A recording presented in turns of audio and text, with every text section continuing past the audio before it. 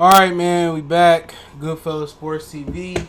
It's Charlo fight week. We know we got Jamil Charlo taking on Jason Rosario as the real main event versus, 3 belt unification. That's gonna be the last fight of the night. The first quote unquote co-main event is Jamal Charlo taking on Sergey Derevyanchenko for the WBC regular title at 160 pounds. So let's talk about that. Also, gonna talk about Lubin and Gausha fight review. Since I didn't get to it this weekend. Also, Lomachenko calls TO Punch versus Call Me Lucky and Gary the Duck. All right. He fought, salute, lather salute. Ah, don't forget you can follow us on Facebook, Instagram, Twitter. Reach out if you got a business question, inquiry, sponsorship, video request. Keep sharing the videos. Appreciate the love, support. Best way to donate is to share the video. All right, but if you want to make a donation, you want your question to be read, super chat is right there. Um, if you want to send a donation, the best way to send it personally is Cash App and PayPal. Cash App is CJ Good 313 $, and also PayPal link. All that's in the description if you miss it. So I appreciate everybody that blesses me with the share and also a financial donation. Appreciate that love and support, man. And I think I might open up a membership on YouTube and think about some creative things to do for the membership. So I'm not about breaking people's pockets. So, but yeah, don't forget all the social media links in the description. I guess we start off talking about Lubin and Gausha, and then we gradually work our way into the Charlo. Drew Brees just threw a pick. Raiders might do this. They might pull it off. That would have been a nice little flip at the bookies with the books. Cool man said, man, all stop sports. Mark salute. So getting comfortable. But yeah, last weekend we had Gausha. I don't remember who fought on the undercard neither. Oh, Jerron Ennis and then King Tug. Ennis, I was impressed, but his opponent was first day out like T Grizzly. His opponent had just got out of prison, didn't show me much. He said he had sparred him before. Some people talking about Ennis ready for a title. Slow down, baby. I think he ready for Lopez, but he got to sign to Josito Lopez. He got to sign to a major promoter first, and once he signed to a major promoter, he'd get those fights. But he looked like the real deal. Virgil Ortiz said, well, he's not fighting nobody, and this, that, and the third. And Virgil Ortiz just fighting guys to make him look good. Old guys that came up for 140. But it'd be an interesting matchup. Ennis has some issues with the pressure of Gary Anton Russell in the amateurs. Ortiz brings some pressure, but he's nowhere near the talent level of Gary Anton Russell. So I might piss some people off. I just don't see where Virgil Ortiz is special at. I just see a right-handed Errol Spence without the athleticism. But yeah, Ennis definitely did his thing. It's time for him to see him versus a live opponent, but I don't think that's gonna happen unless he signs to a management company or promotional company. So we'll see what happens. King Tug versus generic Timothy Bradley.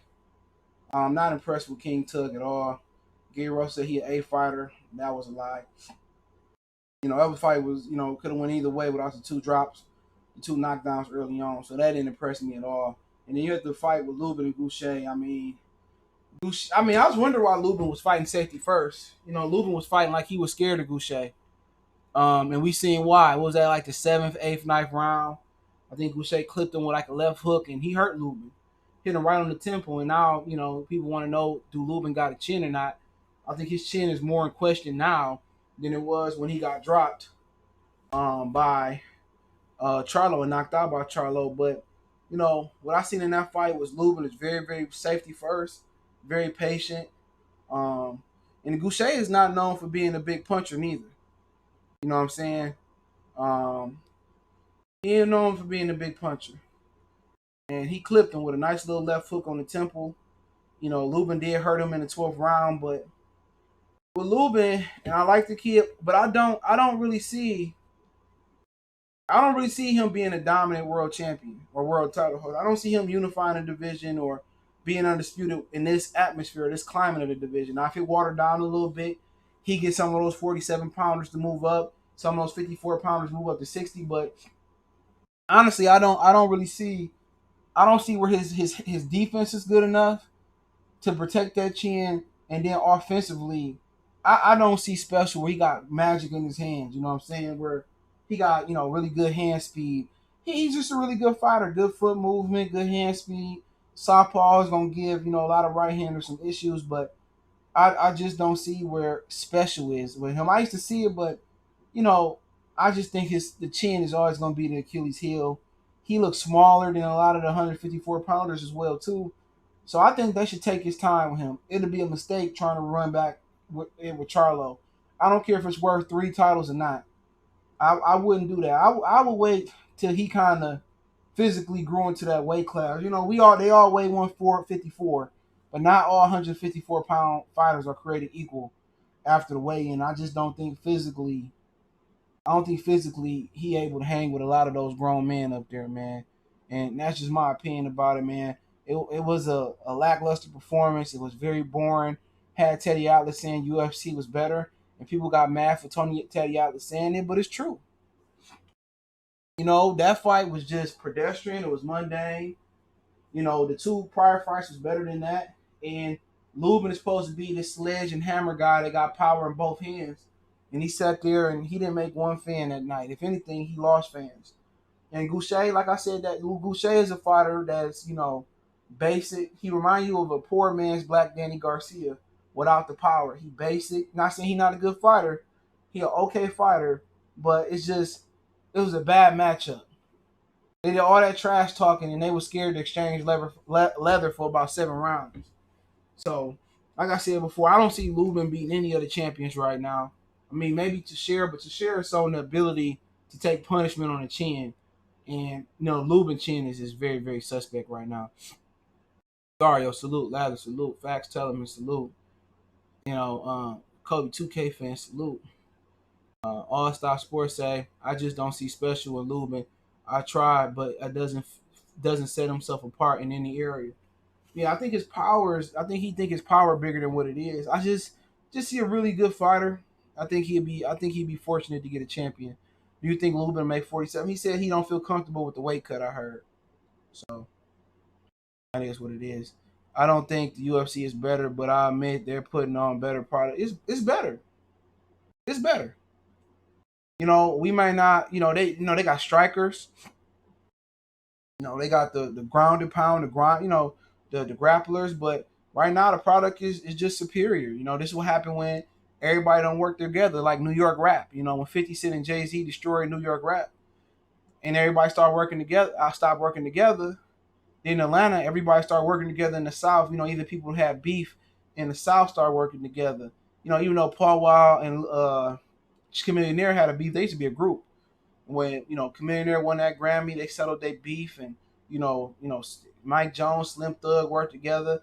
Outkast worked with a lot of different people. They was working together, and they made history. They got the longest run, of any coast or side of rap.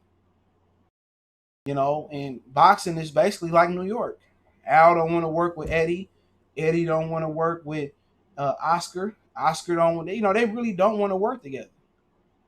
Bob don't really want to work with nobody, but he got to survive. So UFC is a dictatorship, and Dana White said he got a big announcement coming as far as boxing. So we'll see what he gonna be doing. That is what it is. Lubin needs James Toney to mentor him, to train him. All the current champions will sleep him. Ooh, damn, Mark. He said if the best will fight the best in boxing, they will kill UFC. Yeah, they will, but that's a fantasy book. The Raiders tied it up. It's a fantasy book. He need defensive offense. Yeah, I agree. That makes sense. Lubin don't set his punches up at all. No jab, UFC market, and put more bread into the product. And it shows boxing these MFers don't give a rat's butt about us. Hold on, I lost that. About us, we a cult fan base. I agree with that one. Kobe 2K fan. Um, he said, I guess Derek James said there's more value Porter than Crawford. Dudes defending his. I mean, it is what it is. I'm not here to talk about that today. I'm gonna try to stay on cold. But yeah, that's what I thought about Lubin. I just think he missing a little bit of something. I don't think it's Kevin Cunningham's fault, but they put him in there with Jermell Charlo anytime soon. A house is a home for love. And then he going to sleep. He going to sleep. So it was a bad decision to jump in with him before. I mean, even Rosario, he got too much heat in his hands. If he do win, but yeah, it's Charlo weekend, pay-per-view weekend. I encourage everybody to check it out. Um, I do have an announcement. We will be going live. Me, former champion of the world, Nate Campbell, and Lion Killer. We will be doing live. We're gonna split it up. One half of the card is gonna be on Lion Killer channel, and the other half is going to be on my channel. So we're gonna have to figure that out. How we want to do that. So it'll be me, world champion Nate Campbell, Lion Killer, on live, breaking down the fight. So make sure y'all check out Lion Killer channel. I put it in a community tab so you guys can find it when we live before we go live. So something that we basically gonna do Saturday. So we'll be covering the fight. I don't do pretty much those live streams no more. It's just oversaturated, you know what I'm saying? But I do it because I like this card. And I think it's gonna have a lot of bangers and a lot of excitement. So I get my fluids together, get me some food together, and we get ready to rock out and do that Saturday. So make sure y'all don't miss it, man. I put Lion Killer channel link in the description. They live right now with Lou Davilla, um, Nate Campbell, Reggie Johnson. So yeah, hold on, let me pull up his channel link. Mm, mm, mm, mm, mm, mm, mm, mm, mm, mm, mm.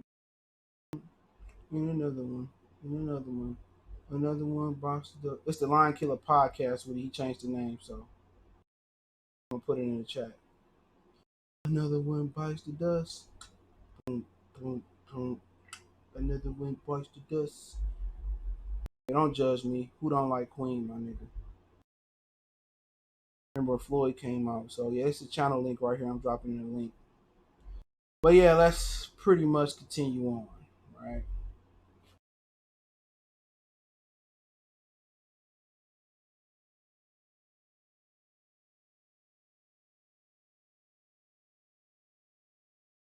Carry on. All right, we got a fight this weekend. I mean, let's talk about the card in general. I forget what fights on this card, man. I just forget. There's so many fight cards. So it's a unique fight card. I think one fight card kicking off at 7, and then the other card kick off at 9. So basically, they split the card up. I thought one would be in the afternoon and one would be at night. They split the card up because neither one of the Charlo twins wanted to be the co-main event after what happened when Tony Harrison made the little Charlo cry. I thought that they would never put the Charlos on the same card again, but they did again. And this event has a total of a lot of cards on here. You have Danny Roman taking on Juan Carlos Pena. You got Brandon Figueroa taking on Damian Vasquez. You have Jamal Charlo also taking on Derevyanchenko. Jamil taking on Jason Rosario. Luis Neri taking on Aaron Amadala. I think he got a high knockout rate too. He undefeated, so that's a good fight. John Casimir is on the card as well. Casimir, he's supposed to fight Anuya while they couldn't come to money. He's fighting Duke Micah. And Barakman is fighting Manny Woods. I don't know nothing about that fight. Not gonna lie. So you got one. You have 3 actual title fights. Well, you have 4 title fights. You got a vacant WBC super bantamweight title.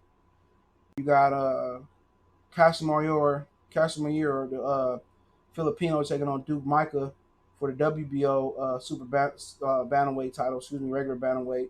You got Charlo taking on Rosario for 3 belts. You got Jamal defending his regular WBC versus Derevyanchenko, and then you got Brandon Figueroa defending his regular title. So, in actuality, you got 1, 2, 3, 4 real world title fights on come Saturday night. So I don't understand why you wouldn't want to pay for this one.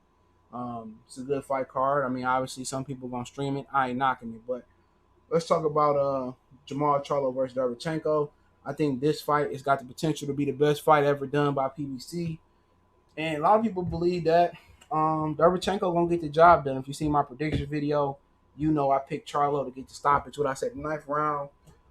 Derevyanchenko said he gonna come out fast and jump right on Charlo, and I think that's a gift and a curse, like Jay-Z worst album, right? If you come in and you jump in hot versus him, he got dropped early by Danny Jacobs. He got dropped early by Gennady Golovkin. So Charlo got to be setting something up. Derevyanchenko is going to be looking to get on the inside. It's a couple of ways that he does that. He can jump in with a left hook, or he's going to come behind a jab, or more. His tendency is more to come behind a double jab, and he kind of has a push pop type of style. And remember those Flintstone push pops, the orange ones to bang. And he's going to come in. He's going to try to look to jump in with that left hook. But if Charlo, he's probably going to be looking for Charlo to drop the 1-2. I think Charlo can catch Derevyanchenko coming in with an uppercut. I think he can jab, uppercut, jab, 1-2. And one thing also about Derevyanchenko, he got issues cutting the ring off. You know what I'm saying? He couldn't cut the ring off on Danny Jacobs, and Danny Jacobs ain't got the best feet, and neither does Jamal Charlo. But Jamal Charlo will be best, working on sliding and working angles. Derevyanchenko can't cut the ring off. He get frustrated and he make a lot of stupid decisions. He jump in with a lot of bullshit. And when you got, I think he got a 2.5-inch reach advantage on Derevyanchenko, and I'm gonna check that right now. Yeah, he got. So he got. Yeah, he got a full 3-inch. He got a full 6-inch reach advantage. Excuse me, on Derevyanchenko. When you got that type of reach advantage, if Charlo loses movement, Derevyanchenko can't cut the ring off. Now, if Derevyanchenko is able to get on the inside where he can make hay at, and he able to fight on the inside, I don't think Charlo can defend himself on the inside. So it's a fight of ranges. Charlo has 2 ranges where he should be, really good at. If they fight in the pocket, he should be able to be beating, Derevyanchenko if he's in the pocket. If you keep the fight on the outside, he should be able to beat him on the outside. So the odds tell you that if a guy with the longer reach, faster hands, stronger guy, I believe, and I think both of their conditions and chins are both around the same. I think, Charlo should be able to control the fight. People say, what about Korobov? Well, Derevyanchenko doesn't fight the style of Korobov. Korobov was able to do what Kavaliauskas did to Crawford. He was able to sit there, and he had an aggressive, wild Crawford, and Korobov had an aggressive, wild Jamal Charlo. They was able to score. You know what I'm saying? In this situation, Charlo shouldn't really be the one coming forward unless he coming forward and he keeping Derevyanchenko at the end of his reach. If he coming forward giving up his height, that's going to be a problem like he did versus Korobov. Knocking Derevyanchenko, sit on the back foot, make Charlo come to him, make Charlo get wild and snipe. I haven't seen him do a lot of that. Most of his work is done on the inside, but basic European, Eastern European boxing style, he should be able to do what Derevyanchenko did. Once again, Korobov, Korobov is a southpaw. Austin Trout gave him problems. Korobov gave him problems. Sergey Derevyanchenko is an orthodox fighter. So I don't know. Maybe Derevyanchenko do come out and switch it up and make Charlo the aggressive wild Charlo and make Charlo come in and give up his height, and he's able to counter him, and work him, So that'd be interesting. Most people think Derevyanchenko gonna come out, cut the ring off or cut the distance off and get on the inside. And I noticed that, Ronnie Shields and Jamal Charlo in the Dennis Hogan fight, they worked on kind of their mobility a little bit. So Charlo wasn't as stiff as he was, or he wasn't as stationary as he was in this fight. He gonna have to use his he gonna have to slide and he gonna have to slide and make Derevyanchenko earn, his way into the real estate that he want to be at.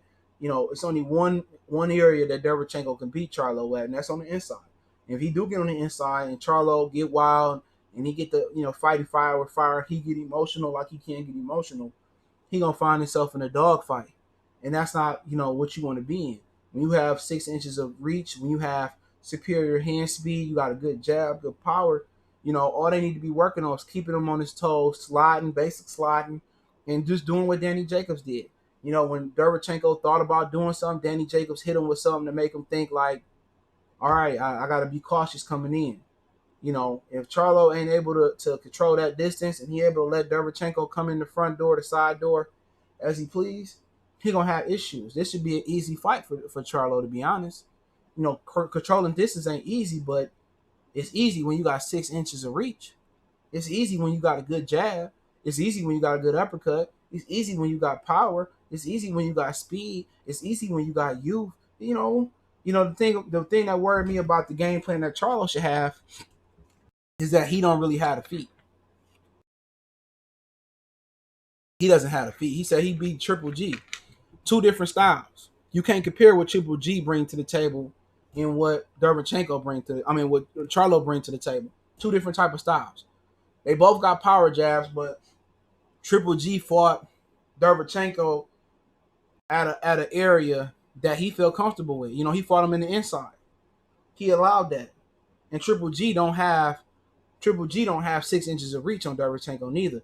He only has 2.5 inches of reach, on Derevyanchenko. And that's what you got to understand. A lot of people look and say, well, he beat Triple G, couldn't control distance. Triple G couldn't keep that jab, and he don't have the feet. He don't have the legs that he used to have. So Triple G can't outbox a Derevyanchenko like he did a few years ago against David Lemieux. He can't fight that fight. Once again, David Lemieux is limited to begin with. Derevyanchenko is not. Derevyanchenko knows how to weave his way on the inside. He knows how to jump inside with a left hook. To get inside, he used a double jab to get inside. He used feints and the push pop head movement he used to get on the inside. That's different. That's different. No, it's not just like Jamal Charlo. It's different. Once again, you comparing somebody with 2.5 inches of reach on an opponent versus a guy that has 6 inches of reach on an opponent, a guy who has better hand speed, you know what I'm saying? A guy that has the youth, the spry, the energy, it's different. Triple G is on the downslope of his career. Triple G didn't have the energy to keep Derevyanchenko off him. He's 37 fucking years old. How old is Charlo? Charlo's 30 years old, I believe. So you comparing with you can't compare Triple G. And even if Jamal Charlo do beat Derevyanchenko better than Triple G, and I hate defending Triple G. And make sure to hit the thumbs up button. Triple G is 37 years old. 36, whatever he was when he fought Derevyanchenko. You can't compare a dude that's on the downside of his career to a dude that's, young. And basically, they say 30 years old for a prize fighter is their prime. So it's two different type of fighters. You trying to say, oh, just because he beat Triple G, he gonna beat Charlo? Not true. There's an athletic gap, there's an age gap, there's a reach gap, and there's a skill level differential. You know what I'm saying? Angel Santos, what did you do? Salute Jordan Richards. Salute. I don't play video games. Shout out to Jordan Richards. Rayzon, I see you. Rashid Towns, what's going on? So Bernardo, salute. He feeling good. His Bills doing good. He feeling good. He like, I'm gonna go follow every stream this nigga do today. The Bills 2-0. Slow down, my baby. You beat the Jets and you beat the Dolphins. But yeah, hey man, that boy Josh Allen won me my damn league too. My FanDuel group. I turned $5 into $40 this weekend. Boy, I should have won with Aaron Jones in this lineup. I would have won by a country mile. So, Zulu Mortal Zulu. So you comparing apples to oranges, bro. Triple G skill set is totally different from Jamal Charlo's skill set. That's a different skill set. So you talking about speed, youth, a prime Charlo versus Triple G who don't have that speed, don't have he like I don't know how many people watch Yu-Gi-Oh. This nigga watch. Yeah, I used to watch Yu-Gi-Oh. I've never been ashamed of what I watch. I ain't played the game at high school. In high school at the table, hell no. But it's like when Joey aged the Dark Musician versus Yugi, and he lost. He was old, but he gained knowledge. So when you're an older fighter, you able to outthink and outmaneuver more than outspeed and outpower people. That's why Pascal was able to beat Brown. This is why you got all the old heads beating a lot of these young guys. Mentally, there's a lot lacking from Pascal era, Triple G era, to the era of today. The craftsmanship has dropped off a lot. And there's a gap between Tim Bradley, Amir Khan, and the fighters of the day, Nate Campbell. There's a drop in craftsmanship from their era down to to the other eras, maybe Roy or maybe James Toney, and there's a drop from the 90s on from the guys of the 80s that was in their primes, and the Durans and the Leonards. And I think that era was the last era of well trained and tech fundamentally and technically sound fighters. There is a lot of knowledge and a lot of basic fundamental skills that's dropped off from the 80 prime fighters on to today. Even from the 90s, the 2000s, the 2010s, the 20, there's a gap. The 80s fighters, on back to the 70s, 60s, 50s, those are the greatest fighters because they had the greatest teachers and the greatest coaches and the trainers, and they had the fundamentals. So there's a huge gap from the 80s and everybody else. The gap is not so big with the 90s in the early 2000s, but it's a huge gap. You know what I'm saying? A lot of these fighters, you go back and watch, those fighters had, they fought more aggressive out of certain styles and they breathed the right way. They did a lot of different things. So, but no, this fight, just got to be controlled distance because I see him getting Derevyanchenko out there early. Yeah, Derevyanchenko, what his record indicate that how many fights he got? Ooh, Derek Carr just dropped the diamond. My man's dropped it. So Derevyanchenko, it said he got, 15 fights. The other day I said 18 fights. You know what I'm saying? They got 18 fights. He got 15 fights, but he also got 24 fights in the World Series of Boxing, which the only fight he lost to was junior middleweight contender Brian Carlos Castanos. And by the way, Brian Carlos Castanos beat Errol Spence in the amateurs. Since everybody's saying Ugas beat Earl in the amateurs, Castanos beat Earl in the amateurs, or Ugas beat Crawford in the amateurs. Excuse me. So, I mean, in this fight, for Derevyanchenko to be successful, he got to get on the inside, and there's a lot of ways to get out the inside. There's a lot of ways to take that jab away. If he take that jab away, he'll be able to walk on the inside. He could just walk him down in a straight line. Even though you don't want to do that, but he will be able to do that. So the way you take that jab away is you can counter the jab, you can jab with the jabber. You know what I'm saying? And if you get Charlo to abandon that jab, that's gonna open the possibilities of winning that fight. Now, even if he do get Charlo to lose that jab, he able to come in. That ain't guaranteed that if he fight Charlo on the inside, that he gonna win the fight.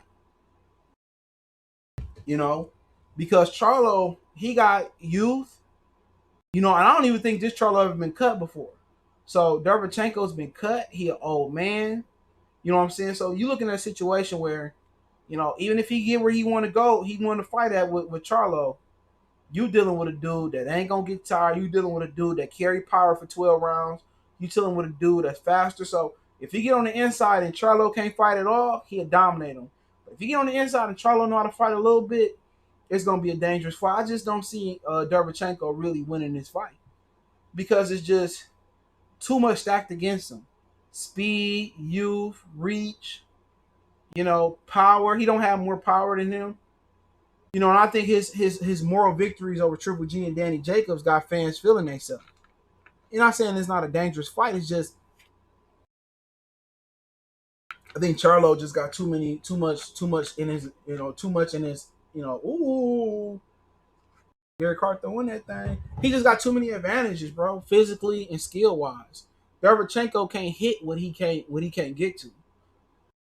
And the first reason doing it is take away that jab. Or you can feint and freeze him and jump on the inside. But you dealing with a dude, you ain't dealing with a dude who got a china glass for his jaw. Lawrence Williams salute. You ain't dealing with a dude that's get tired. You ain't dealing with a dude that ain't gonna die for his shit. If I be the guys, I'd be surprised they quit. In boxing the most, that if the Charlo twins quit, I would be surprised. If they quit, I would be totally shocked. Anybody, too many other people in boxing, I can see it happen. I think they'd die for that shit. When people say I die in the ring, you like, yeah, fake ass Apollo Creed. I think he'd die for this shit. I think they'll lose an eye, they'll lose an arm. They don't type of dude. So even if Derevyanchenko do get where he want to get to, it's not guaranteed he gonna win this fight. He took a lot of abuse. He accumulated a lot of damages. What he got over in total, he got over what? What I say, he got 15. He got over 30 something fights, 35 fights in his career. You know what I'm saying? Plus the World Series of Boxing. It's a lot of wear and tear. Don't be surprised if you don't see Derevyanchenko get old overnight. Don't be surprised if you don't see that man get old overnight. Don't be surprised if Charlo knock him out and be like, oh man, that motherfucker was old, man. Don't try to discredit him. Y'all motherfuckers came in saying he beat Triple G, give him a moral victory. So give him his credit. I'll be surprised if Derevyanchenko outpoint him from the outside. And I'll be surprised. Ooh, Josh Jacobs with a nasty cut. Ooh. And I'll be surprised if Charlo beat him on the inside. But I'm more surprised if Derevyanchenko dominate from the outside. I wouldn't be surprised if Charlo fought him. I wouldn't be shocking if Charlo beat him on the inside. But it's just a fight. It's a fight of ranges. Who can fight at the distance they most comfortable with, and you know that's what it boiled down to. If Derevyanchenko get on the inside, he got a great chance. Charlo keeping on the outside, he got Derevyanchenko can't cut that ring off though. If Danny Jacobs able to move how you want to move, that's what him and Ronnie got to work on. Jab, and he can't just throw the jab as a bomb. They got to pop the jab. Keep it. Don't just throw it as a power shot. Throw it as a quick pistol like jab and mix in a power shot. But I'm interested in that fight. I think it's gonna be the best fight out of the main events. You got some good fights on the undercard, so yeah, I think it's gonna be a good fight. I don't know who gonna win in the silent and Costa Costa, but I'll have that on my phone or something. If Jamal ever time Derevyanchenko, if I was Jamal, every time Derevyanchenko Sergey get on the inside, I will hold the fuck out his ass and make him in for a long night. Yeah, yeah. That's one way he can get by. So I wouldn't mind being surprised if Jamel quit the way he emotional, but Jamal is level headed. He get emotional too. I guess you can see Jamel quit. I definitely can get that. Rick Jordan Richards say Chenko can't let it go to the scorecards unless it was a dominant performance. I don't think that's true. I don't really think they care. I don't really think they care if Charlo's win or lose. Charlo's not grossing a lot of money. So I think Derevyanchenko can win it on the scorecards. You know, there's no quitting them Charlo boys. He fly the eight. They must have text. They must have been way early. Who said here Chenko gonna beat Charlo? A lot of guys been saying it around social media. Guns Entertainment 82. I told him they make all that money. What they ever did for any of y'all. Who you talking about? I don't know what you're talking about. But yeah, let's talk about Jamil and Rosario. Um, I watched some tape on Rosario, and it basically come down to, I mean, I'll go into Jamel Charlo because he the commodity that I know. He the commodity that I know is hold on, I got this receipt in my pocket. Fuck I bought. Hold on, let's see what I bought.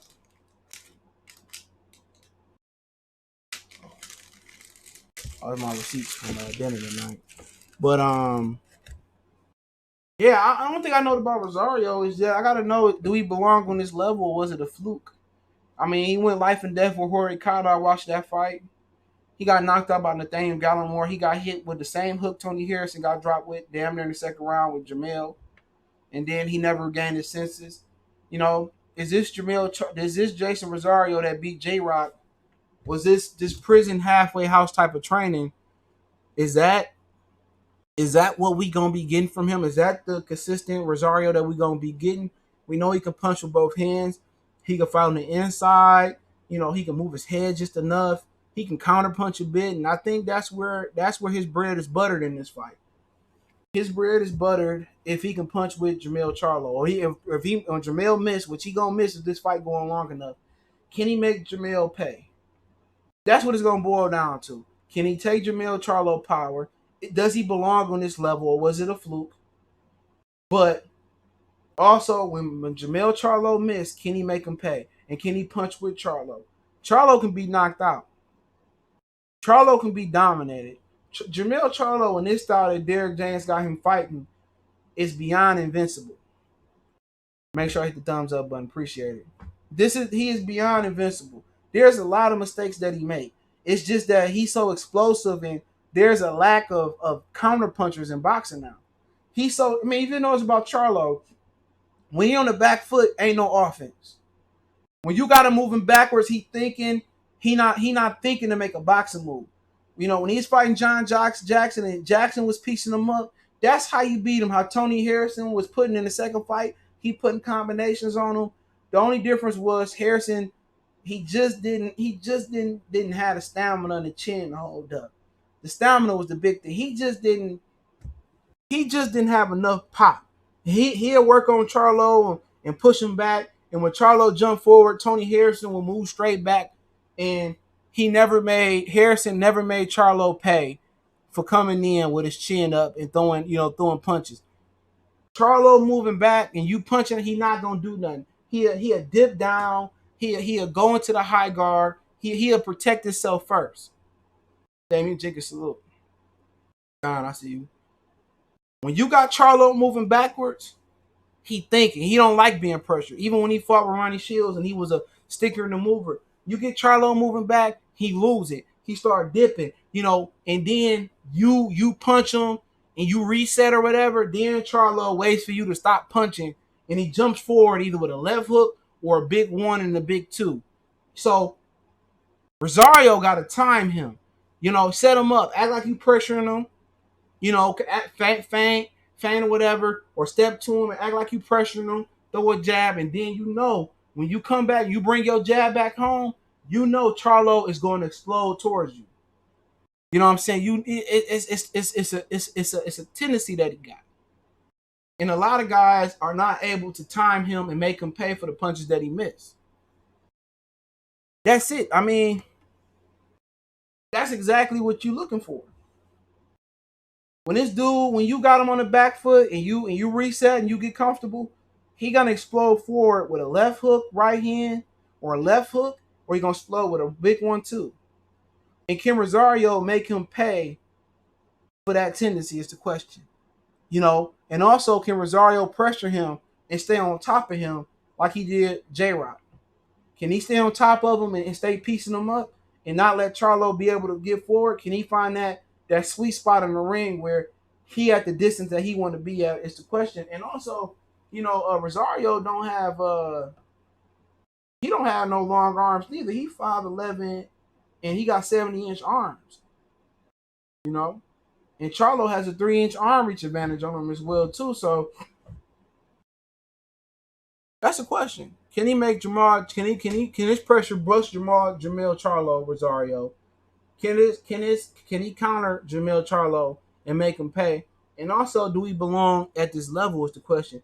Do Rosario belong at this level? I'm not sure he belongs on this level. I think this might have been a fairy tale story for him. But there's a lot to take advantage of from Jamil Charlo. He just ain't fought the right motherfucker yet. He did in Tony Harrison, but he ain't fought the complete fighter yet. The Terry Norrises, the Julian Jacksons of the world. I mean, it's a lot of fighters. I think Austin Charlie's prime would have dominated him. You know what I'm saying? It's a lot of fighters.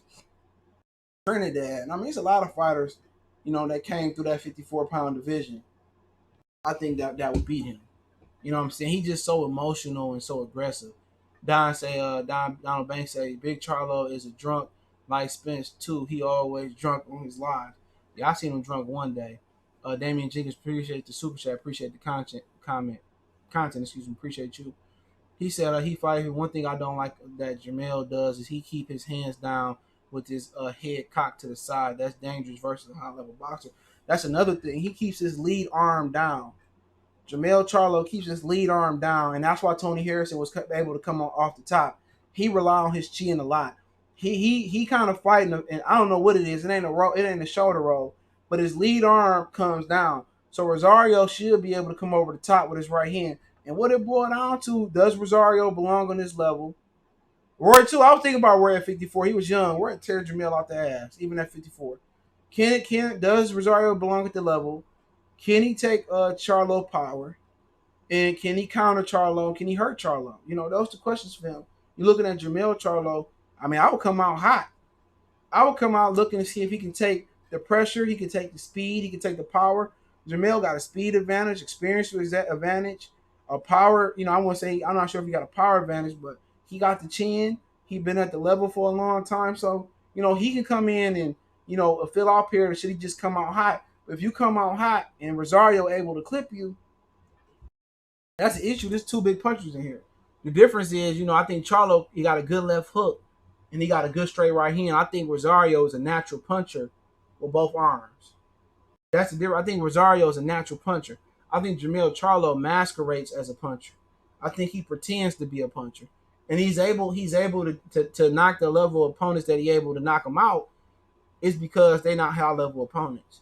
Or they have chin issues or stamina issues. But I don't look at him as a puncher.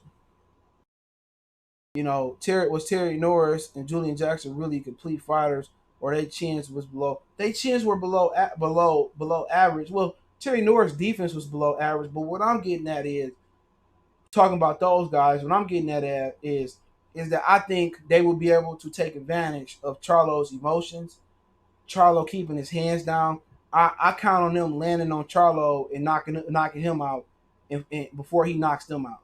Especially Terry Norris. He had the foot movement. He had the ability to be a great complete fighter, but when he was at Abel Sanchez, he just fought very, very offensive and got clipped. I'm banking on them to take advantage of Charlo. Charlo ain't really fought nobody on that level. Think about it. He struggled with the pressure of Vanes Monterosi. He fought Gabriel Rosado, Demetrius Hopkins. Charles Hadley had been on the been in the deep freezer for a while. He was a really good amateur though. He fought Tony Harrison. He was supposed to be, a journeyman. Who else has he fought? Um, Ori Kata, who did give Rosario some issues. Let me pull up his box record. I think some of his earlier fights was harder than the fights that he have now. Okay, he fought Demetrius Hopkins, Rosado, Charles Muyaki, whatever fight that was. Did he fight or was that the other Charlo? Yeah, I don't see Muyaki, Manaki, whatever his name is. I don't see him on his resume. It was another Charlo brother. So he fought Hopkins, he fought Rosado, he fought Vanes, he fought John Jackson. I think that was after the Andy Lee fight. He fought Hatley, he fought Lubin, he fought Trout, he fought Harrison, and Kata. So I mean, I don't really look at him as an elite, having an elite scalp or elite, head on his resume. That's just my opinion on it. I don't see him beating nobody elite yet. Even if he beat Rosario, then it was like Rosario, you was supposed to beat him. He was a pretender. Gallimore knocked him out. He had a split decision versus Kata. And it's gonna be hard for him to get that elite victory in his win. His elite victory was supposed to be, excuse me, Jared Hurd. And Jared Hurd and his team allegedly was saying that they thought Charlo was on steroids and they didn't want to fight him for whatever reason it was. I don't know what their stipulations was, but that was what you had coming out that camp. You know, but what you mean about Trout? Trout was old. He lost to Jamal. He lost to Lara, Canelo, Lara back to back. Trout is a good guy. I like him, but that wasn't an elite level win. When Canelo beat Trout, I mean, even though some funny business with the WBC open scoring, that was more of an elite level win. That wasn't the Trout that came off beating Miguel Cotto. So that's a Trout that had 4 losses on his resume. I think that's a Trout that had already lost to Jared Hurd as well too. So I mean, even Lara, that's not an elite win. Lara is a guy that's past his prime. His victory at 54, his elite victory was supposed to be Jared Hurd, and Jared Hurd went down. It is a really good division. It just doesn't have that flashy. It doesn't have that flashy opponent. It doesn't have the Crawford or the Spence or even the Ramirez or the Taylor or the Loma or the Lopez. It doesn't have. It's this really competitive division. It's the best division in boxing because they really fighting, but it doesn't have that marquee victory there for Charlo, unfortunately. But you know what? That undisputed, I think, weighs more if he gets it than Lomachenko's and Terrence Crawford because even though he didn't have the marquee victory, that's the hardest and the deepest division in boxing. And for you to consolidate and bring 4 belts together and the ring belt, 5 belts, I think that's major. In my key Glock voice and Dolph voice. 5 belts at 54, that's major. That's major. He won't have the flashy win. He won't have the win over Hopkins. You know what I'm saying? He won't have that win though. That's unfortunate though. But he have a really good win. Make sure the thumbs up and appreciate that. But it'll be the toughest undisputed fight of this era. It would be. That'll be the hardest undisputed. That division from her to J Rock to Law, and people probably, well, he didn't fight Laura. He didn't fight J Rock. That is what it is. But he got the four belts together. And if he beat Teixeira, Castanos, or however it go, that should be major. But um, like I said before, this is a high risk, low reward type of fight. You beat Rosario, you supposed to beat him. It's unfortunate that Rosario has the inconsistencies in his career. You know what I'm saying? The Kata fight, the Gallimore. So people, if he beat Charlo, it's gonna be seen as that elite victory for him. That's fucked up when you're in a situation. If you lose, it's a marquee victory for this guy. And if you win, or you supposed to win, it ain't a marquee victory for you. That's in the situation that he in. But the struggle gonna be real. He dominated. If he comes and win this fight and get the other belts out there, the WBO, and he also gets the ring belt, he get those belts. I mean, I think it's the hardest undisputed we seen between Crawford, Lomachenko, Tio in this one. Now, if Tio beat Lomachenko, will I still get that to him? Yeah, I'm gonna give it to him because the depth of that division, I'm still gonna give it to him. So Lara will be elite win, but Lara getting up, it's over with. That's not an elite win no more. It's a wrap. Lara's beyond. It's a high risk, low reward fight.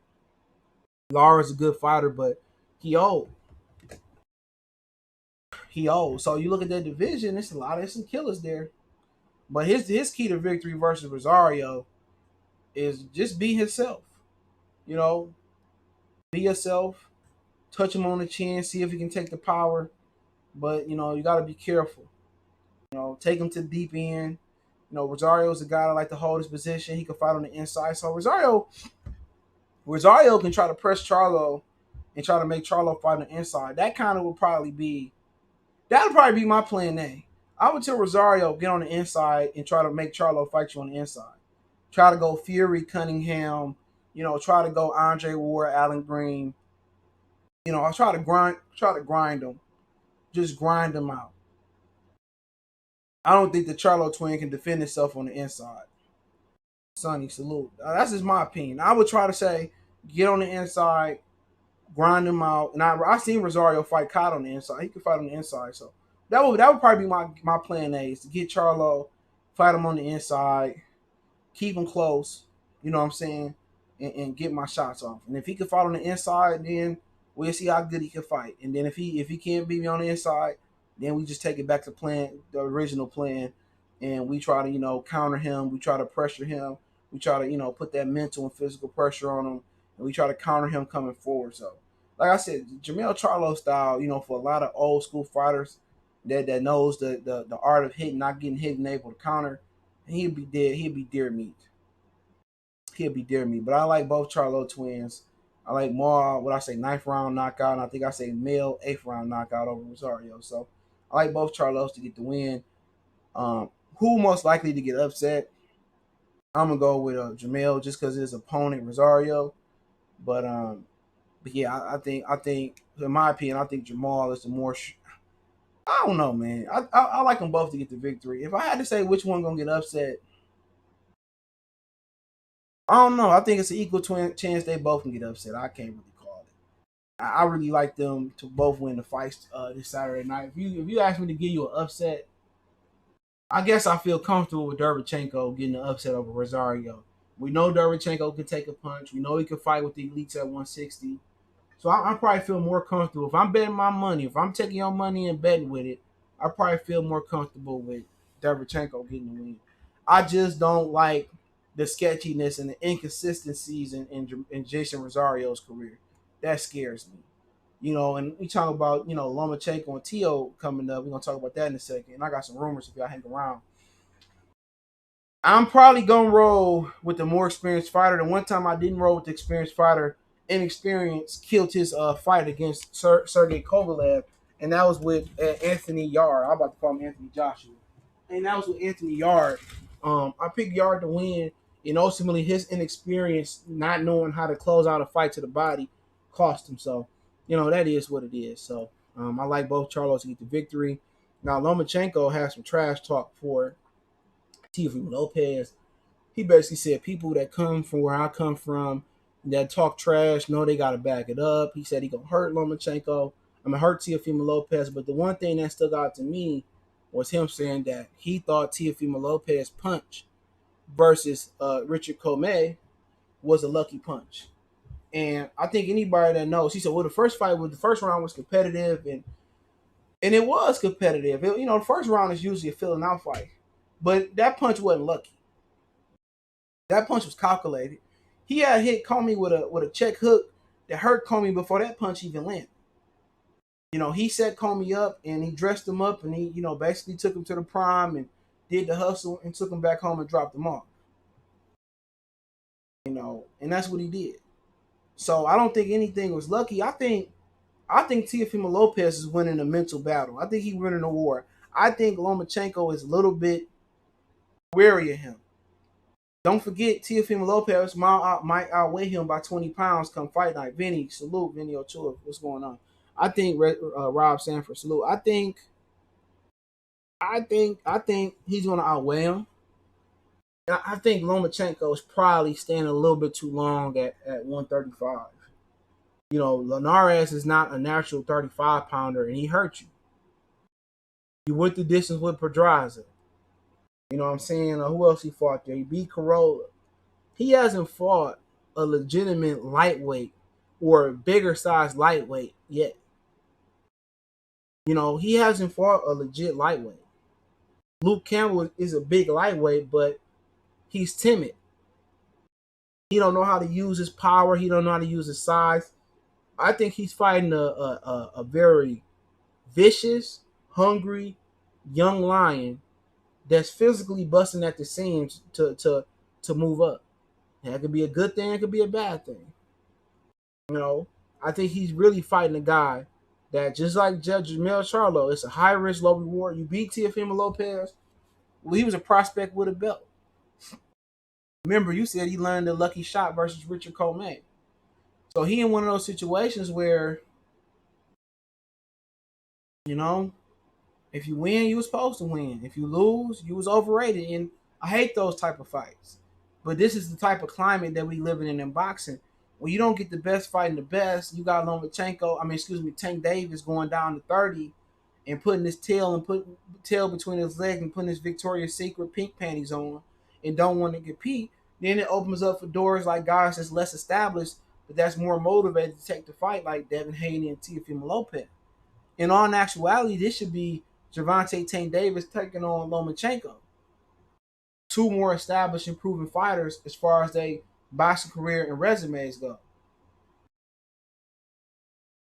But then again, when these established fighters don't want to step up and assume their rightful position, now we got guys that's on the fast track trying to take a fight, and the person that suffers the most is Lomachenko, because if you in a damn if you do, damn if you don't situation. And Teofimo Lopez is house money. If you lose, you're supposed to lose. Or I had weight issues, or the pandemic fucked me up, or whatever it may be. You can go on and still have a great career. Long as you don't get too down on yourself. But like I said before, this is a challenge in which Lomachenko hasn't fought as a professional. This is a guy who is a good counterpuncher, good athlete, good, just strong and confident. And Lomachenko's job is to go out there, set a pace, and make him quit. That's what it is. And for Teofimo Lopez, he got to come in the best shape possible, just in case you don't control the pace.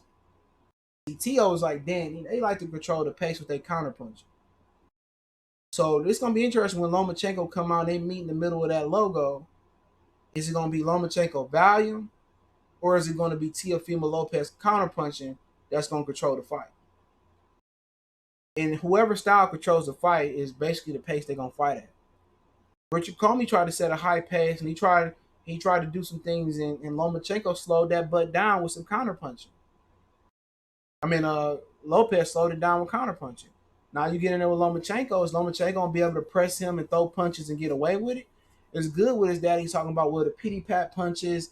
They don't scare us. This, that, and the third. But Lomachenko will mix in some hard shots. He bind you upstairs with a couple pity pats, and he sit down on a body shot.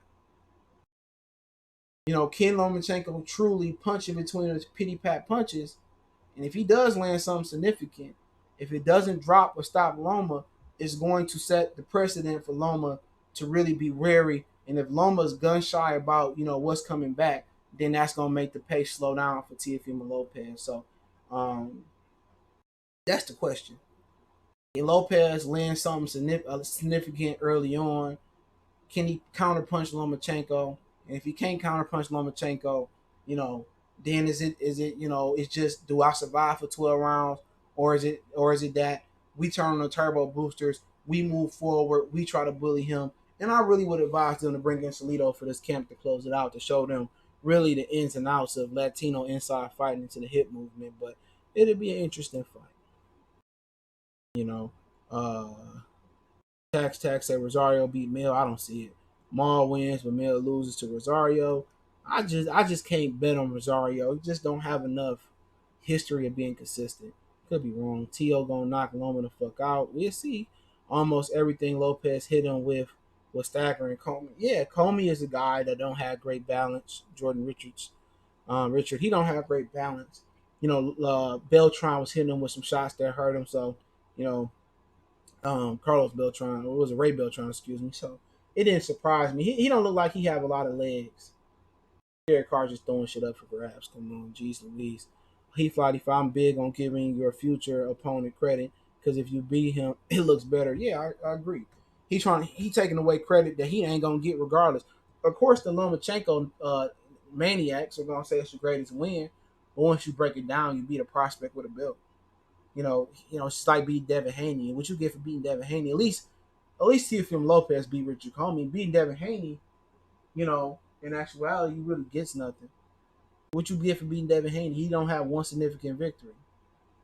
He said, I swear I see Quentin Davis when that kitchen get hot, he'll find a way to get out. I've always believed Tank is mentally weak. He 5'5". Tax Loma gonna walk into some big shit and get for knock. And we'll see if he walk into some big shit. You might see the best Lomachenko you've seen. You might see the most safety swim without getting wet Lomachenko that you've seen. So it's hard to say. Does he believe what does Teofimo Lopez spook him? Is he scared of the power? Is there fear there? If there's not no fear there, I think it's an interesting thing. And also you gotta see Teofimo Lopez. Is it fear of Lopez? Is there any fear that, Loma chat stamina or his work rate or him pressing him? That's the question. So it'll be interesting to see. I want Teofimo Lopez to win the fight, but I'm not sure. I usually go with the experienced guy. But yeah. Talk about Gary Russell. I'm gonna read this right off the line. I'm gonna tell you why Gary Russell ducked that fade. All right, let's get into it. So let me pull it up. I asked yesterday, and what I got. So I heard Haney and Gamboa is done. So you heard it here first. I heard it was agreed upon months ago, but their contract was never given to Team Gamboa. All right, Gamboa would make the money that Gary didn't. So they saying that Gamboa getting 1.5. I guess.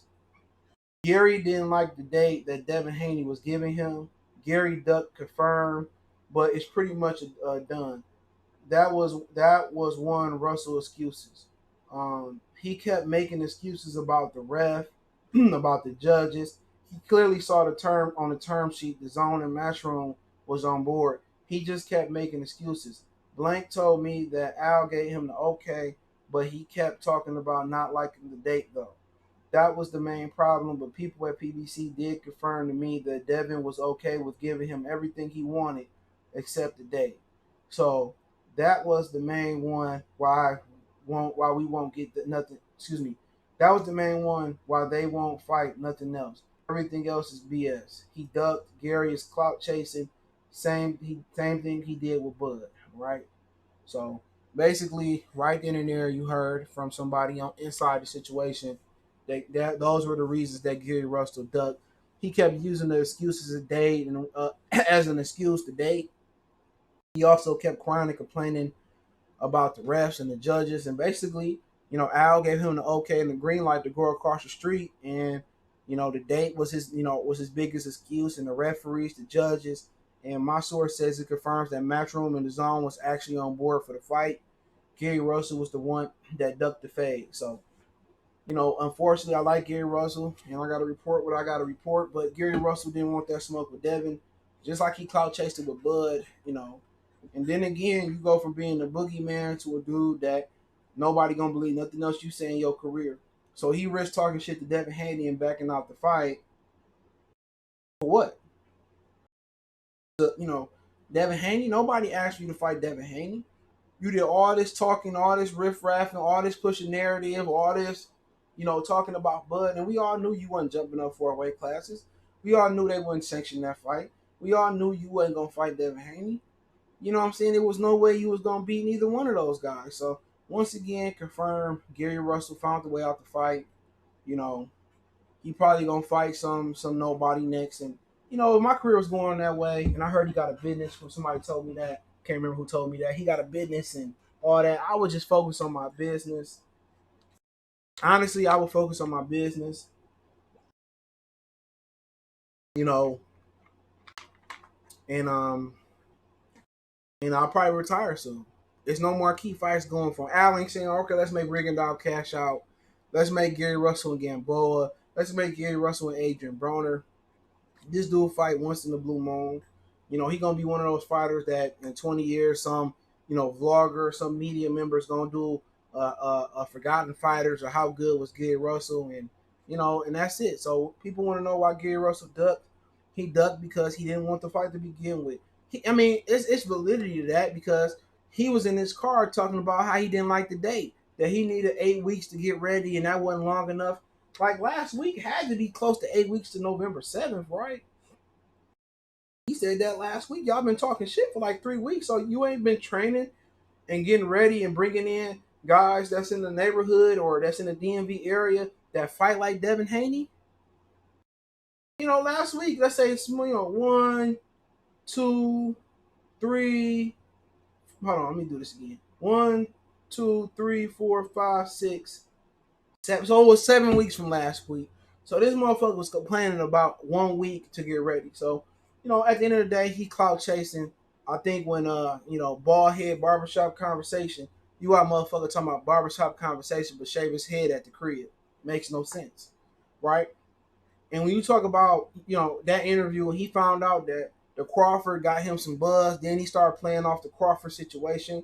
And then somehow Devin Haney came up. They tried to hype that shit up. And then at the end of the day, he got exposed. But Devin Haney also didn't, he turned down Jorge Linares. So he talking about clout and cap like motherfucking you and your daddy turned down Jorge Linares. You was always gonna fight Gamboa. That fight was agreed upon probably a month or two ago, a month and some change ago. They agreed on that fight on the terms. That fight been agreed on. The difference was Eddie Hearn never sent the contract to Al Heyman. The money was agreed on. The fight was agreed on. Devin Gamboa said yes. Devin Haney said yes. And I thought they had an opportunity. They thought they had an opportunity to fight a better marquee fighter than Gary Russell as far as for clout. But once again, Devin Haney took the money and he gonna be fighting nobodies. He gonna wait till Teofimo Lopez and Lomachenko fight and drop the belt. Ryan Garcia not gonna fight him. They gonna find a way. By the time Ryan Garcia fight Luke Campbell, and I got a date for that too. By the time that happens, a week later, Ryan Garcia is gonna probably be gone off of the zone. Golden Boy probably gonna be kicked off the zone. They only got one fight day as far as for Jaime Munguia versus Torian Johnson. So Ryan Garcia gonna be fighting Tank next. And keep hearing that. So if Tank win and Ryan win, they'll fight each other next. So then who Devin Haney win? Teofimo Lopez is gonna move up. He said he only stand at 35 for Tank. Loma win or lose, he gonna move down. So who Devin Haney gonna be fighting?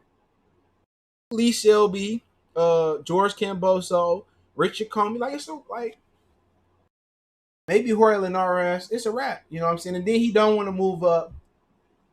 He don't want to move up to 140. You know, until Gary. I mean, excuse me, to Jose and Josh Taylor fighting. And like I said before, motherfuckers going around pressuring fighters saying they ducking. Meanwhile, they ducking somebody else. He could have gave us Linares. He said no to Linares. He could have gave us Fortuna. He originally said no to Fortuna. Then when Fortuna fell out with Linares, he said he wanted that fight, but Fortuna was under Golden Boy's ownership. So now Fortuna is probably going is refighting Jorge Linares in another date. So, that is what it is. Ryan Garcia, Luke Campbell is the number one mandatory for Devin. If Luke Campbell win, he gonna fight Devin. If Ryan Garcia win, I think he gonna fight Tank. The secondary mandatory is Jorge Linares and Fortuna, and we'll see what happens with that. But let's go on to some rumors. I got some news, some rumors. So let's get into it. Let's see, where do we go from here? All right, I kind of talked about some of this. If y'all haven't seen the video, Chris Arreola is fighting Andy Ruiz December 5th or 12th. Mikey and Pacquiao still trying to make a fight, so they still trying to find a fight for next year. Al and Keith Thurman wanted a tune-up fight versus. He said, I heard Al and Keith wanted that fight for a tune-up, so they want Ugas for a tune-up. So Al Heyman and Keith Thurman want to fight Ugas for a tune-up. I guess for the regular WBA belt that Keith Thurman wants held. Andy Ruiz started camp September 15th with Eddie Reynoso, Team Canelo. Devin Haney finally sent the contract this was Sunday, to Gamboa for November 7th. Talked about the Gary Duck stuff. Luke Campbell versus Ryan Garcia November 14th. Golden Boy only has one show for now. Jaime versus Torian Johnson. Golden Boy is looking to make Billy Joe Saunders versus Canelo for December. Heard that here first. The reason why, because the WBC put Benavidez at number one again. Also, they reordered the Uterman and Canelo purse bid as well. This all came before that. Fury versus Wilder 3 in the works for December. We all know that. WBC ranked Benavidez number one on their website again. Jaime and Torian Johnson to be announced soon for the Fantasy Springs Casino. Gamboa and Haney is done. So that's the news that I got. So you heard it first, heard it first. So anybody got any questions, I'll answer their questions as fast as I can. I'm big. Okay, I read that one. Lopez already threatened Bob that he would go to 140. T.O. got hurt, got to hurt Loma real bad. It don't really matter if T.O. going to 40, because if Loma win, he going back down to 30. So, really don't matter. Make sure you hit that thumbs up button if you haven't. I swear I see quitting down. Okay, I read that one. Loma go walk into something big. Jason Sosa, what's with all the facades in boxing? Who really want to fight the best? Not too many. Mikey Garcia and Keith Thurman can go straight to hell. Them dudes need to retire as soon as possible. It's crazy, man. A lot of people tired of Mikey. You know what I'm saying? Gary Russell addressed Mikey. Gary Russell and Mikey can fight in December, and then, Mikey beat up Gary Russell, then he can fight Pacquiao. Mikey Garcia ain't taking no motherfucking pay cuts. Canelo versus Billy Joe Saunders. I heard that the Golden Boy want to do it for December. Canelo and Billy Joe Saunders. Any more questions? If not, I'm gonna get watching this Monday night game, which the Raiders just turned it over on the fumble, I think. Drew Brees dropped back. He throws. Noodle arm. Why the hell Benavidez keep getting chances after chance? Rob Stanford. Because he is Mexican. That's why. Because he's Mexican.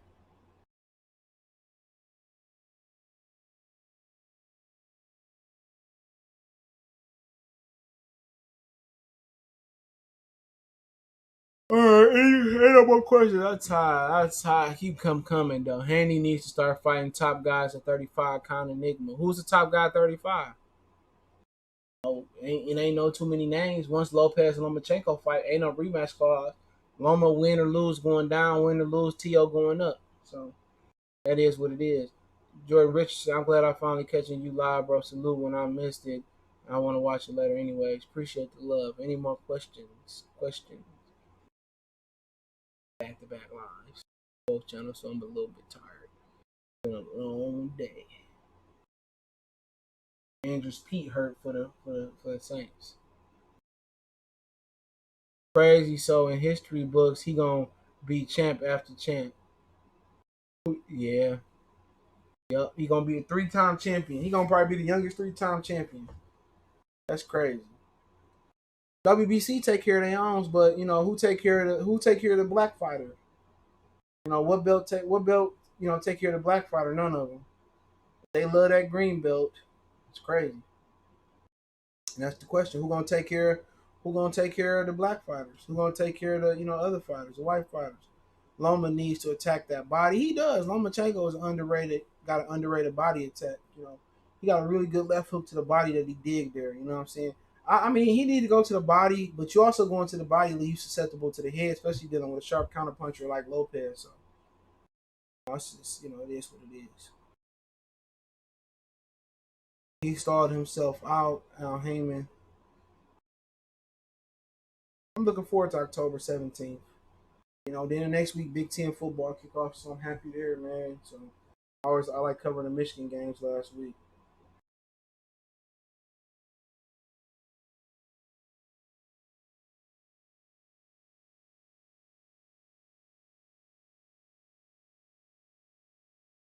How many years you think Crawford got left? I mean, he can fight as long as he wants to.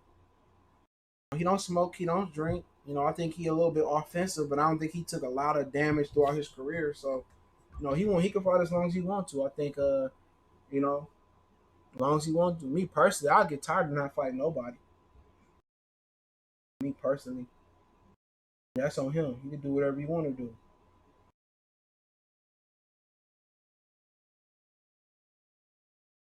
Mexican fighters came into the game around '70s and now got pulled like damn near no other group. Yep, that's because all the motherfucking sanctioned belt bodies are Latino except for the IBF.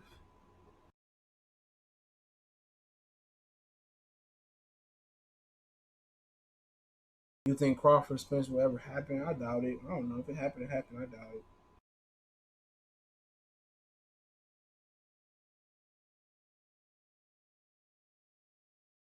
Everybody's starting to see that it's Spence. Now it went from Crawford duck, and now it went to Spence. Floyd stopping the fight. It is what it is. It is what it is. It's a delay, so it's okay. AB versus Regis in January. I don't know. I heard AB was supposed to come back versus in December versus Ivan Redcash, but but they pushed it to January, so I think it's still gonna be versus Redcash because it's probably not gonna be no capacity crowds in January where they want to fight at. So he said that fight won't happen at least at 47. I mean, as long as these fanboys keep getting Errol Spence a pass, I mean, it is what it is. I mean, like I said before, man, people think they know boxing, but they don't. Floyd would sabotage Spence eventually. I mean, he know Crawford gonna beat that ass. So I don't know why he would stop that fight. He know Crawford to beat that ass. Tashira versus Stanley, I don't know. They don't have a date. Haven't heard nothing. Lubin said he ready for Charlo again. Lubin, he going to sleep. He going to trip down memory lane.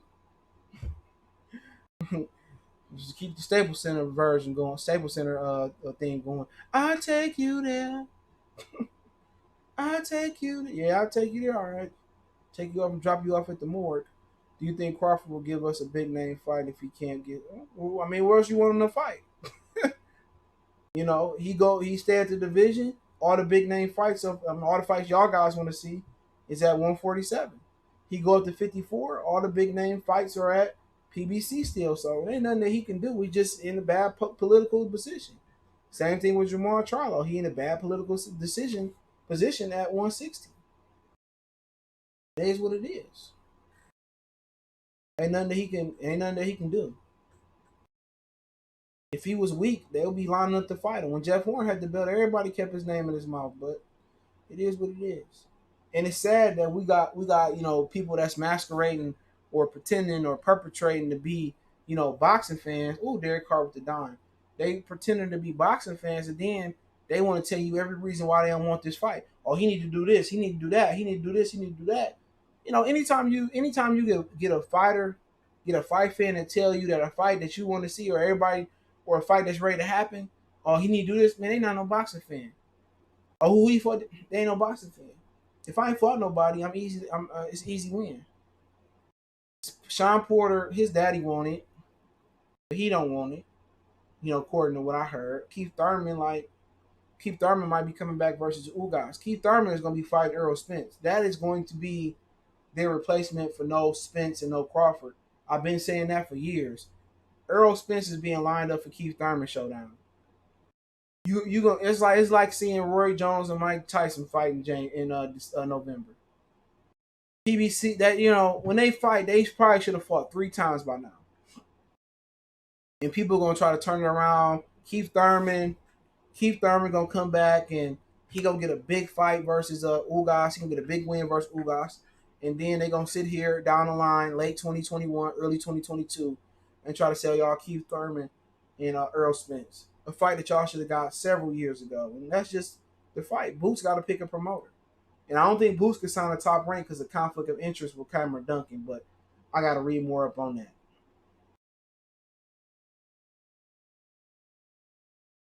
I don't know. So Boots won't get a big fight until he get a promoter. He said, I like the Thurman and Spence fight. I mean, I'm all for it too, but damn, 7 years later, 5 years later, like, this should be a trilogy by now. Shit, should be a 4 fight, whatever you want to call it, a quadruple eulogy. That's a fight that we should have got back in like shit 16, 17. Shit, when Earl Spence was 12 and 0, when that was around what, 2015, 16? And that's what boxing give you. Boxing give you, give you that cold food. He said all the young US amateur boxers now Spence can't beat Bud. When they are asked the questions, they get around it. Keith cashing out. And Keith don't even want to go move up. Like shit, Keith, it is what it is. Keith the reason we in the position we in. If Jamil wins as we expect, do you think it'll be a fight for Yeah, they'll do it. Sano should beat Teixeira. I think Crawford might be Spence on the cards. I think it's gonna be a stoppage. I think he gonna stop him. I think he got a lot of built up. Either he gonna get stopped or he gonna do the stopping. I think he's so anxious to get his hands on Spence to prove people wrong. Either he gonna get rich or die trying. You know what I'm saying? And sometimes you go for the knockout, you get knocked out. But that's the beauty of Julian Jackson. That's the beauty of the Terry Norrises, and that's the beauty of the Tommy Hearns. They ain't no pussies. You know what I'm saying? They might know they chins ain't shit, but they get rich or die trying. If you feel what I'm saying. But I support Keith Thurman and Earl Spence if it happen in the next two. I don't have no other choice. What I'm gonna do? Not support it? I mean, just give you further proof that Al Heyman don't care about boxing. He destroying it. I've been saying it from a fan's perspective. Allen Williams, I think Gary going to stay at 26. Yeah, I believe so. I heard he gonna stay there. He didn't get that pain. Boxing gives you that expired food from the Arab store. Halal. I like that halal. I be going all the Arabic restaurants. Give me some of that motherfucking tush tawak. Give me some of that hummus and bread. Give me that, that chicken for two salad. Give me I'm all for it. Fuck with it. One of my favorite pizza places is a halal Arab pizza place in Dearborn. Any more questions though? I sit and answer them. I'm just watching Monday night. Oh, he fumbled. But then he hit the ground. I don't know. He fumbled. Mm. Raiders trying to do everything to lose this game. I thought I might challenge that, but the Saints ain't got nothing but 2 timeouts left. And I think he challenged that shit. I think he challenged it. Raiders about to implode. Do you Flashy Bands, do you think that Tank and Leo fight and Tank drops the belt after beating Leo and moving up? Will Al finally set up Gary and Leo for the WBA to shut Gary up? I mean, he said if Tank and Leo fight and Tank drop the belt, well, hold on. They fighting for the Super WBA belt at 30 and the regular WBA at 35. So I mean, they could, but I don't see Leo coming off a loss unless it's a competitive loss fighting Gary Russell. But we'll see. Jamil Connect say we ain't never really seen Spence hurt. He might drop Crawford at least once. He don't. He might. You know, he might. But I doubt it. I just don't think. I don't think he got the skill set unless he punch with him. He don't have the skill set. I don't think. People think he gonna be able to. Crawford just got too many skills. You know, it just if Crawford get knocked out, it's gonna be because Crawford is gonna be aggressive. He just don't have the skill set to hang. You know, and once again he don't. Spence is not a pressure fighter. You know what I'm saying? He not like a full pressure fighter. You know what I'm saying? He not like a full blooded pit. You know, Spence like to keep at the end of his shot. He kind of remind you of Kovalev a little bit.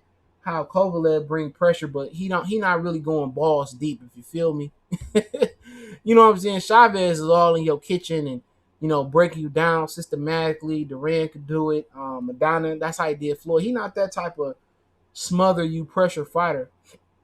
And to beat Crawford, I think it's gonna take a fighter that's gonna pressure him. You're not gonna outbox him. None of these dudes. Maybe Thurman.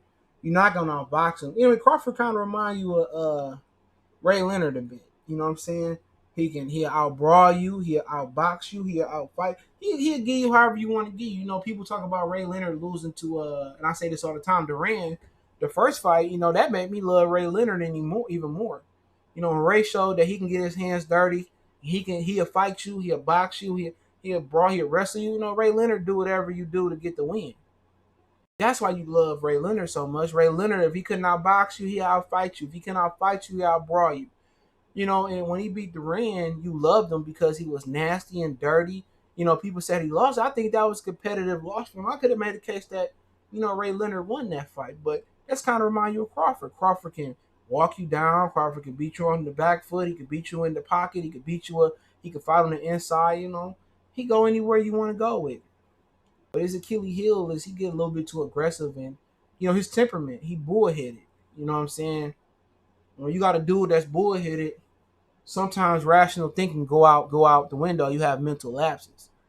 That's what Crawford had to get him. Coffee Universe, check out his channel. Salute. Love the video you did on George Jamar and Godfrey. I had to piggyback off that one. I shared it though. Y'all gotta check out Coffee Universe channel. Keith all talk. He gonna fight Crawford Spence. He got to because he ain't gonna move up. It's gonna happen. One thing I know, both of them boys, Spencer Crawford, will fight if the things get sticky. Yeah.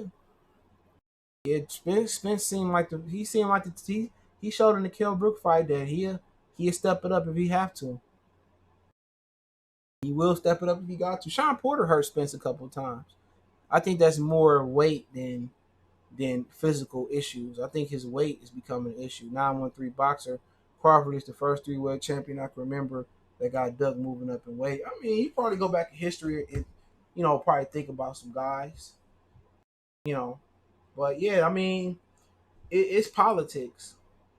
That's all it is. Politics. I think if push come to shove and you put the negotiations public, I think Spencer fight him. If he have to fight him, but he don't have to fight him. He got a lot of people that still believe in that Crawford is the issue, Bob is the issue. When public opinion finally fully turn on him, and people know it is what it is, and it's kind of starting to turn where you got dudes saying that he ducking. Once his apologists turn on him, then there'll be some issues. You gotta remember he down there in Texas, and that's fanatic. That's fanatic land. They root for the Cowboys every fucking week, no matter if they go 8-8 or 16-0 and run the Super Bowl. They got the same optimistic attitude. They can be at home and say we still going to the playoffs next year. That's the kind of attitude that Earl Spence fans got. And then the majority of those letter crew people, y'all know what I'm talking about. They don't know nothing about boxing. They ain't been watching boxing for about a year or 2 or 3 years now. They know nothing about boxing. They got females that come on speaking and don't even know shit. That's the issue. You got the idiots trying to run this classroom. This ain't like in the Boys in the Hood where Trey went up there and taught the class. Oh man. Oh man. Raiders up 2 touchdowns now. So that's just where we at with it. You got idiots and retards following idiots and retards. Rational boxing thinking is out the window. Dallas and Texas is a fanatic state. I'm not mad at it. When they lose, they still optimistic about it. They can be mathematically eliminated from the playoffs, and they still talking about they make the playoffs. Just see it's what it is. Why you always bring? I'm just saying. I'm just using them as an example. It's the truth. No, everybody look. Oh, it's the greatest comeback. You came back from a team that blew up a 20-point lead in the Super Bowl. You want a cookie? You know what I'm saying? You want a cookie, bro? It ain't like you came back versus like the Saints or New England Patriots when they in their prime. I mean, I used to fuck with the Cowboys in the '90s with Dion and those was America's Cowboys. These Cowboys, I don't know. What you think about Tom Brady this year? I mean, it's hard. It's too early to tell. They beat the Panthers yesterday. I peeked in on it, but like I said before, they don't. I mean, it's gonna take some time. I don't like the way Bruce Arians threw him under the bus. He looking real Doc Riverish, but we'll see. They got a nasty front seven. It takes time when you don't have reps. You don't get those reps with new receivers. Chris Godwin was out last week. They haven't really used the tight ends like I thought they was. I think Bruce Arians is probably gonna be that team's Achilles heel. I don't have no issue with the defensive coordinator. My man's just to coach the Jets. Bruce Arians ain't no good coach at all. Bruce Arians is an idiot. I'm gonna put him in the Doc Rivers list, but I'm gonna do an NFL wrap up video tomorrow. Sure. So I'm definitely gonna talk. I talked about Cam and Russell already. I watched a little bit of the Lamar Jackson. I was paying attention to Lamar and Watson. I was paying more attention to that Herbert and Mahomes game. That was a good game yesterday. I had NFL Red Zone, but I was paying attention to that game the most. That was in my market, so that game was good. I like Herbert a lot, man. I root for him. I think he's a good ball player. So it's my opinion. Ain't no such thing as a Cowboys being American. They ain't never voted in that shit. No, in the '90s, they was that team, man. Everybody had the Cowboys on when they was in the playoffs, the Super Bowl. '90s, they was a lot of people's favorite teams, dude, for real. Dion with the bandana on, and yeah, man, they was it. I ain't gonna front. I ain't gonna lie. No, Marvin, you can't put that on Marvin Lewis, bro. We just talked about him on my other channel. No, he ain't no Marvin Lewis, bro. Marvin Lewis, look, man, you got to give Marvin Lewis his credit.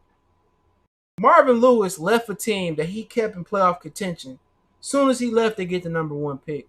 The next year after he left, they're gonna be up there for the number one pick again this year with the Lions and some other teams. Marvin Lewis didn't succeed in Cincinnati because the owner was cheap. Mike Brown is one of the worst owners in the National Football League.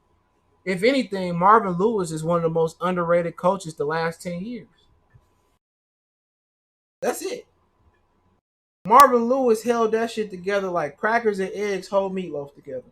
Once Marvin Lewis left that team, bro, that team went to shit. Y'all got to put some respect on Marvin Lewis. He should get another coaching job as soon as possible. He said a football last year. I mean, y'all gotta support it. I did him last year and ain't nobody support him. So, if y'all support the football live streams, I'll start back doing them. And instead, I'll just keep a video format. How you feel about Dion taking Jackson State job? I mean, he signed a deal with Barstool Sports, so he gonna still talk football and coach. That's my question about it. But power be it. It's the Jackson State and the SWAC or the MEAC. That's crazy because I went to a SWAC school, but I know that I think FAMU coming to the SWAC as well. So I don't know. Is it in the SWAC or the MEAC?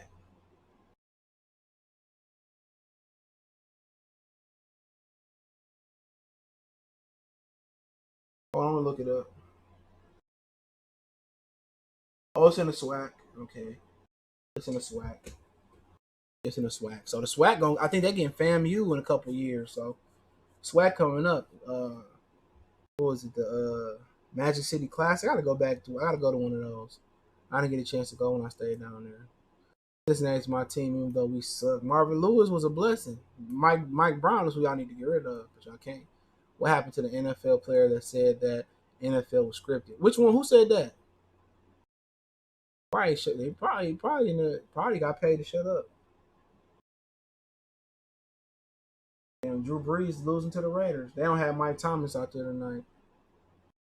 Football season got to get up. Yeah, man, I gotta get people to support him though, man. So hopefully people support. I won't even post down this long, man. But hey, appreciate everybody for checking in. Hit that subscribe button, bell icon button, share the video. Don't forget, man, you can follow me on all social media platforms. That's in the description. Want to make a donation? Cash App CJ $CJ Good 313. PayPal link there as well. Best way to donate is share the video. Appreciate the love, support. We gone.